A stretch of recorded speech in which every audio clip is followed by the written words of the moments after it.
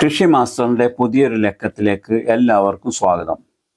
മുറ്റത്തൊരു മാവ് എന്നത് മലയാളിയുടെ നിർബന്ധമാണ്.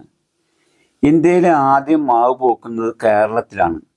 സാധാരണയായി നവംബർ ഡിസംബർ ആകുമ്പോഴേക്കും മാവുകൾ പൂക്കാൻ തുടങ്ങും.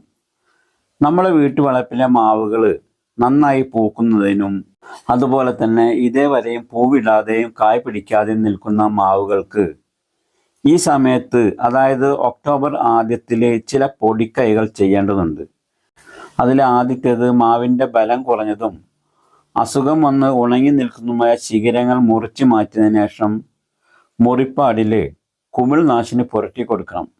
ഇനി രണ്ടാമതായി ചെയ്യാനുള്ളത്, മാവിൻ്റെ ചുവട്ടിൽ വലിയ ആഴത്തിലല്ലാതെ എന്നാൽ കുറച്ച് വേരുകളെങ്കിലും പുറത്ത് കാണുന്ന വിധത്തിൽ തടം തുറന്ന് 3 ആഴ്ച വെയിൽ കൊള്ളിക്കണം. അത് കഴിഞ്ഞാൽ മൂന്നാമതായി ചെയ്തു കൊടുക്കാനുള്ളത്, കുറച്ച് കരിയിലയും പച്ചിലകളും പച്ചപ്പുല്ലുകളും കൂട്ടിയിട്ട് ആളി കത്തിക്കാതെ നിയന്ത്രിതമായ പുക കൊള്ളിക്കുന്നത് പൂവിടുന്നതിന് കൂടുതൽ ഗുണകരമായ ഒരു ട്രിക്കാണ്. അതുപോലെ നിങ്ങളുടെ മാവ് ക്രാഫ്റ്റ് ചെയ്ത തൈയാണെങ്കിൽ മാവിൻ്റെ തിരി ഒന്ന് നുള്ളിക്കളയുകയും വേണം. നമ്മുടെ പറമ്പിലെ മാവ് 8 മാസത്തിലും കൂടുതൽ വളർച്ചയുള്ളതാണെങ്കിൽ നല്ല വളർച്ചയുള്ള ശാഖയിൽ ഒരു മോതിര വലുപ്പത്തിൽ തൊലി മാറ്റി കൊടുക്കുന്നതും പൂവിടാൻ വളരെ സഹായകമായ കാര്യമാണ്.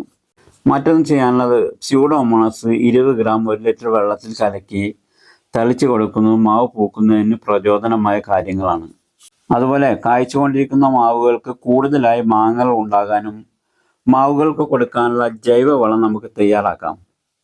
ആദ്യം തന്നെ 5 ലിറ്റർ കഞ്ഞിവെള്ളം നേർപ്പിച്ചതോ അതല്ലെങ്കിൽ അരി കഴുകുന്ന വെള്ളമോ ഏതുമാവാം എടുക്കണം. ഞാനിവിടെ 5 ലിറ്റർ കഞ്ഞിവെള്ളം നേർപ്പിച്ചതാണ് എടുത്തിരിക്കുന്നത്. ഇനി നമുക്ക് വേണ്ടത് 1 ഗ്ലാസ് കട്ട തൈരാണ്. കട്ട തൈര് പറ്റുമെങ്കിൽ ഒന്ന് മിക്സിയിൽ അടിച്ച് ലൂസാക്കിയെടുത്ത് കഞ്ഞിവെള്ളത്തിലേക്ക് ഒഴിച്ചു കൊടുക്കാം. പിന്നെ ചേർക്കേണ്ടത് 2 പിടി കടലപ്പിണ്ണാക്കാണ്. കടലപ്പിണ്ണാക്കും കഞ്ഞിവെള്ളത്തിലേക്ക് ഇട്ട് കൊടുക്കുന്നുണ്ട്. കടലപ്പിണ്ണാക്ക് ചേർക്കുന്നത് കൊണ്ട് പ്രധാന മൂലകങ്ങളായ നൈട്രജനും ഫോസ്ഫറസും പൊട്ടാഷും അതുപോലെ ധാരാളം സൂക്ഷ്മാണുക്കളും ചെടികൾക്ക് കടലപ്പിണ്ണാക്കിൽ നിന്നും ലഭിക്കുന്നുണ്ട്. അതുപോലെ ഇനി ചേർക്കേണ്ടത് 2 പിടി ചായലച്ചണ്ടിയാണ്. വീട്ടിൽ ചായ ഉണ്ടാക്കിയതിനു ശേഷം കിട്ടുന്ന ചായയിലയുടെ ചണ്ടി കുറേശ്ശെ എടുത്ത് മാറ്റി വെച്ച് മധുരം കളഞ്ഞ് ഉണക്കിയെടുത്ത് സൂക്ഷിച്ചു വെച്ചാൽ നല്ലൊരു വളമായി നമുക്ക് ചായലച്ചണ്ടിയെ ഉപയോഗിക്കാവുന്നതാണ്. ഇനി അവസാനമായി ചേർക്കേണ്ടത്, നമ്മുടെ പറമ്പിലെ തന്നെ മണ്ണ് ഒരു പിടിയെടുത്ത് കഞ്ഞിവെള്ളത്തിലേക്ക് ഇട്ട് കൊടുക്കാം. എന്നിട്ട് നല്ല പോലെ ഇതൊന്ന് ഇളക്കി കൊടുക്കണം. അതിനുശേഷം ഒരു 4-5 ദിവസം ഇതൊന്ന് മൂടി വെച്ച് മാറ്റി വെക്കണം. ഒരു 4-5 ദിവസം നന്നായി ഒന്ന് പൊളിച്ച് കിട്ടാനായിട്ട് അത് നമുക്ക് മാറ്റി വെക്കാം. 5 ദിവസം കഴിഞ്ഞാൽ ഇതൊന്നുകൂടി നല്ല പോലെ മിക്സ് ചെയ്ത ശേഷം നമുക്കിത് മാവിന് ചുറ്റും ഒന്ന് ഒഴിച്ചു കൊടുക്കണം. മാവിന് ചുറ്റും ചെറിയൊരു തടം തുറന്ന് നാം തയ്യാറാക്കി വെച്ച വളക്കൂട്ട് ഈ തടത്തിലേക്ക് ഒഴിച്ചു കൊടുത്താൽ മതി.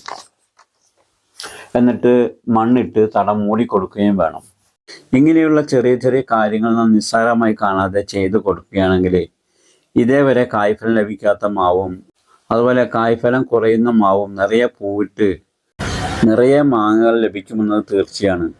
അപ്പോൾ വർഷങ്ങൾ കുറെ കഴിഞ്ഞിട്ടും പൂവിടാതെയും കായ്ക്കാതെയും നിൽക്കുന്ന മാവ് വീട്ടുപറമ്പിലുണ്ടെങ്കിൽ നിങ്ങളും ഇതേപോലെ സിമ്പിളായ കാര്യങ്ങൾ ചെയ്തു നോക്കൂ.